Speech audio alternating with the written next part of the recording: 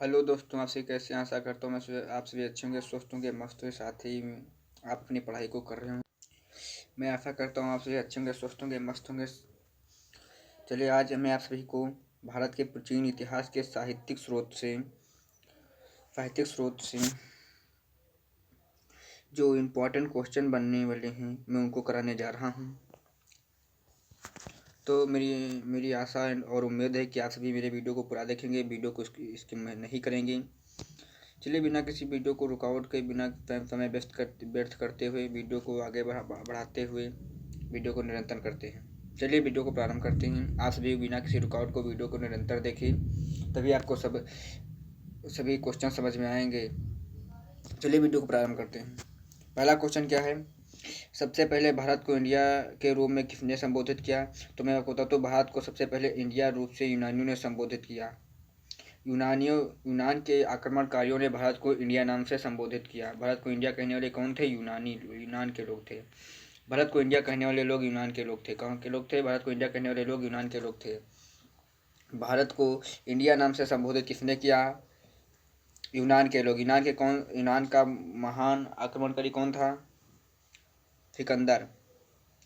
सिकंदर था, जो कि विश्व विजय की कामना रखता था, परंतु राजा पुरु से युद्ध करने के बाद, सिंधु नदी के पास युद्ध करने के बाद, वह अपनी पुरु राजा के वचनों से प्रभावित होकर वह अपनी सेना को अपने स्वदेश लौट गया, और यहाँ पर वह भारत को या पूरे विश्व जीत की जो चाह थी उसकी यहीं पर समाप्त हो गई। अगला क्वेश्चन, गढ़वाल वंश का संस्थापक कौन था? गढ़वाल वंश का संस्थापक चंद्रदेव था। कौन था? चंद्रदेव। गढ़वाल वंश का संस्थापक कौन था? चंद्रदेव था। गढ़वाल वंश का संस्थापक कौन था? चंद्रदेव था। गढ़वाल वंश का संस्थापक चंद्रदेव था। ऐसा भी पूछ लिया जाता है, गढ़वाल वंश का प्रथम राजा? तो चंद्रदेव। गढ़वाल वंश का संस्थापक तो कौन था? चंद्रदेव। गढ़वाल वंश की नींव किसने रखी? चंद्रदेव ने। तो आप सभी को किसी प्रकार का क्वेश्चन आज सभी को आंसर पता होना चाहिए, क्या होगा? चंद्रदेव ही होगा। क्वेश्चन क्या? गढ़वाल वंश का जो संस्थापक है कौन है? तो मैं आपको बता दूं, गढ़वाल वंश का जो संस्थापक है वह चंद्रदेव है। अगला क्वेश्चन, हड़प्पा काल में चावल के प्रमाण हमें कहाँ से मिलते हैं? हड़प्पा काल में चावल के प्रमाण हमें रंगपुर और लोथल में मिलते हैं। हड़प्पा काल में चावल के प्रमाण हमें रंगपुर और लोथल में मिलते हैं। हड़प्पा काल में चावल के प्रमाण हमें रंगपुर और लोथल में मिलते हैं।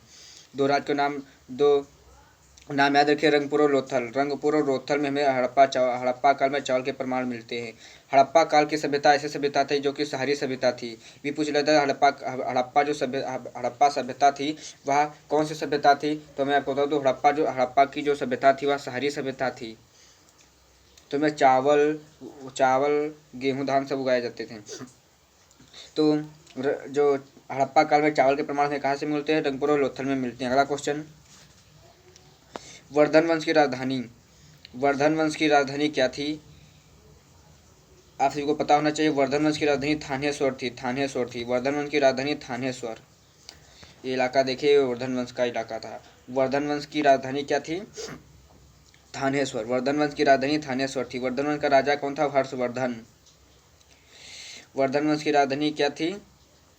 थानेश्वर। वर्धन वंश की राजधानी थानेश्वर। वर्धन वंश की राजधानी थानेश्वर। बहुत ही महत्वपूर्ण क्वेश्चन है, वर्धन वंश की राजधानी थानेश्वर।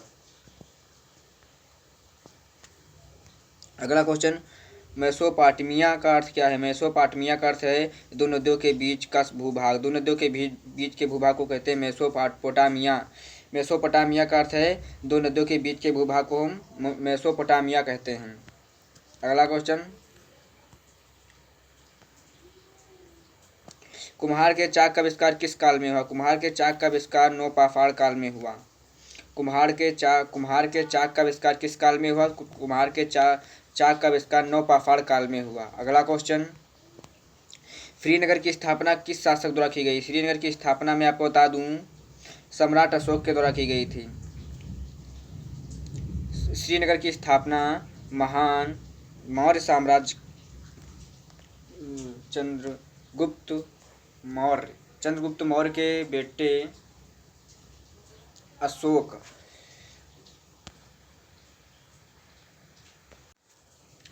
हाँ, तो मैं आपको बता दूं, चंद्रगुप्त मौर्य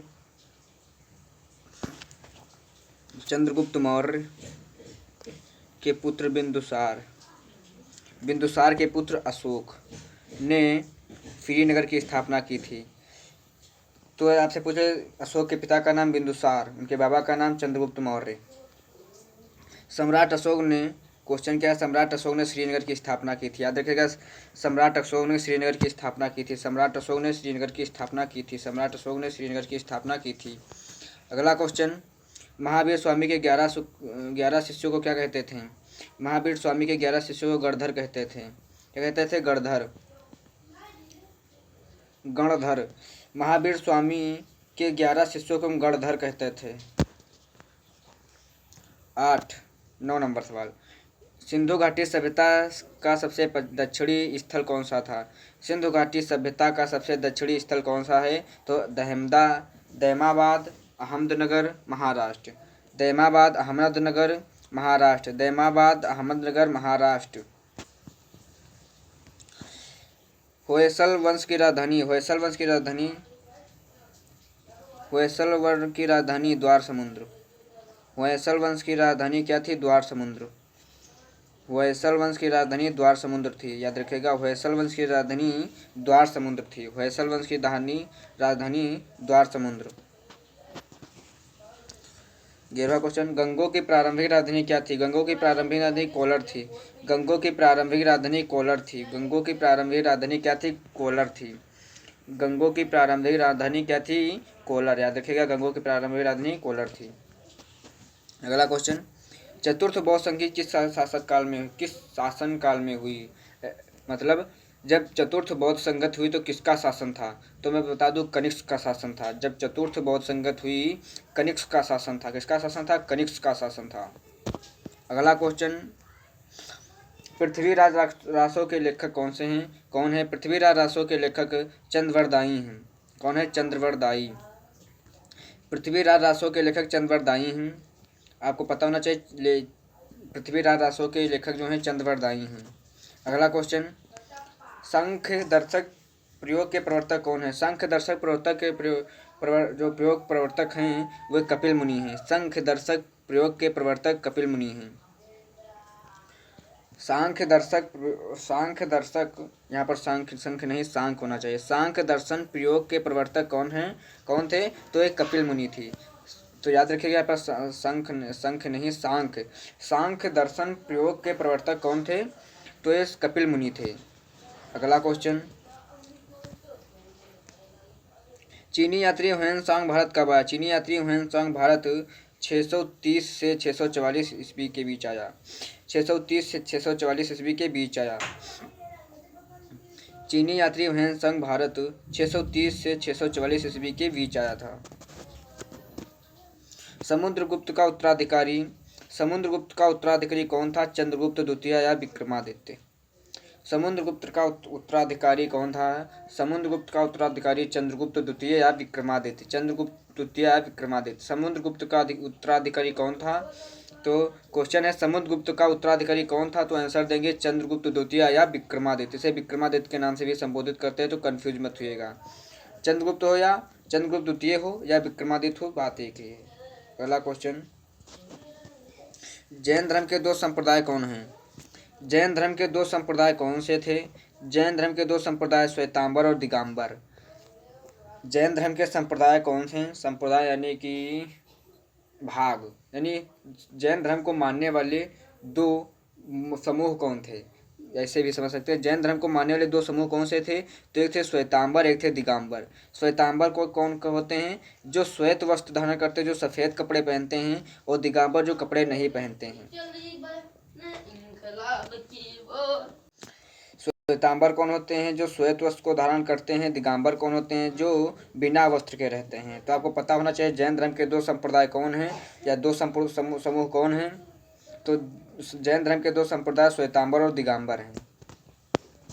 अगला क्वेश्चन, आदि मानव द्वारा आग की खोज कब की गई थी? तो आदि मानव द्वारा आग की खोज पुरापाषाण काल के अंत में की गई थी।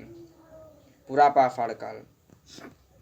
आदि मानव द्वारा आग की खोज पुरापाषाण काल के अंत में की गई थी।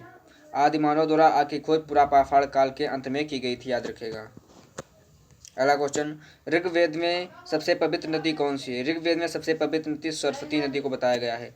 ऋग्वेद में सबसे पवित्र नदी कौन है? सरस्वती नदी। ऋग्वेद में सबसे पवित्र नदी कौन है? सरस्वती नदी। अगला क्वेश्चन, मनुस्मृति किस राजवंश में लिखी गई? मनुस्मृति किस राजवंश में लिखी गई? तो मनुस्मृति जो मैं बता दूं, शुंग वंश के समय में लिखी गई। शुंग वंश का जो शासन था तब मनुस्मृति राजवंश में लिखी गई थी। मनुस्मृति किस राजवंश में लिखी गई? तो मनुस्मृति शुंग वंश के समय में लिखी गई थी, याद रखिएगा। तो आशा करता हूँ यह वीडियो आप सभी को अच्छा लगा होगा।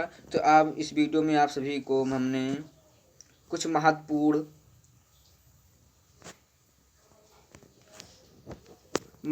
20 क्वेश्चन कराएं जो आपकी परीक्षा के लिए बहुत ही महत्वपूर्ण हैं और आपकी नॉलेज को भी डेवलप करते हैं। तो आशा करता हूँ आप सभी को यह वीडियो पसंद आएगा, अच्छा होगा। इसी तरह से अच्छे नॉलेजफुल वीडियो देखने के लिए मेरे चैनल को सब्सक्राइब कीजिए, प्लीज़ वीडियो को लाइक कीजिए। चलिए मिलते हैं अगले वीडियो में। सभी को धन्यवाद, नमस्ते, स्वागत है आप सभी का। बाय, धन्यवाद सभी का।